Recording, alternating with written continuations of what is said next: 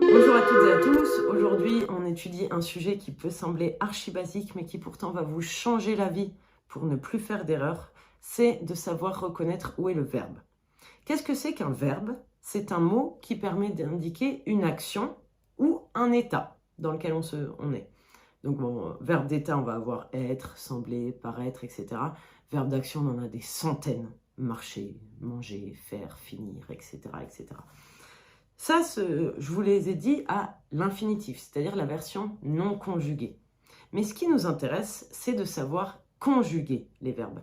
Parce que, à la différence des noms et des adjectifs, les verbes, ils se conjuguent, ce qui signifie qu'ils vont changer selon plein de paramètres.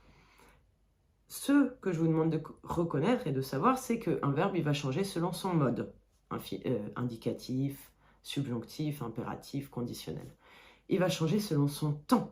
Ça, vous les connaissez. Passé, futur, futur antérieur, etc. Il va changer selon la personne qui les conjugue. Et enfin, il va changer selon la voix. Bon, ça, c'est un sujet pour plus tard.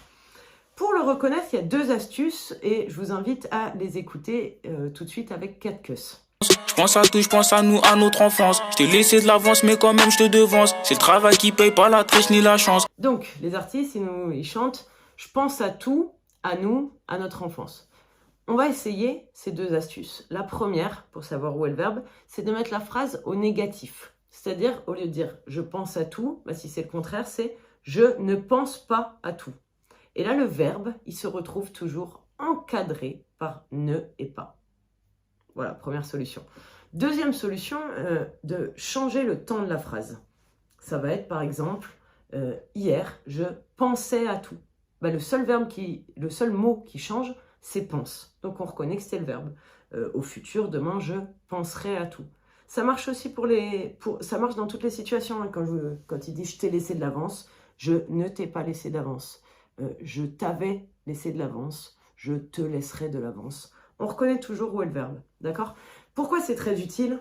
Déjà parce que ça vous permet ensuite de bien choisir les terminaisons, et généralement c'est un peu pour ça qu'on déteste la conjugaison, hein, c'est parce qu'il y a beaucoup d'options. Et c'est surtout utile parce que les verbes, c'est absolument fondamental dans une phrase. Hein. Avec toute l'affection que j'ai pour elle, quand Weshden, elle chante « Tu prends tes caleçons sales et tu hors de ma vue ». En fait, si tout le monde lui tombe dessus et se moque d'elle, c'est parce que malheureusement, elle a oublié le verbe. Il n'y a pas de verbe dans sa phrase alors qu'il en faut un.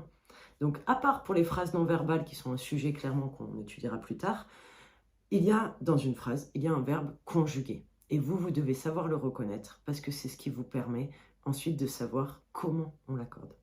Voilà, j'espère que vous avez bien compris. Je vous rappelle les deux astuces. Mettre la phrase au négatif ou changer le temps de la phrase pour voir où est le verbe.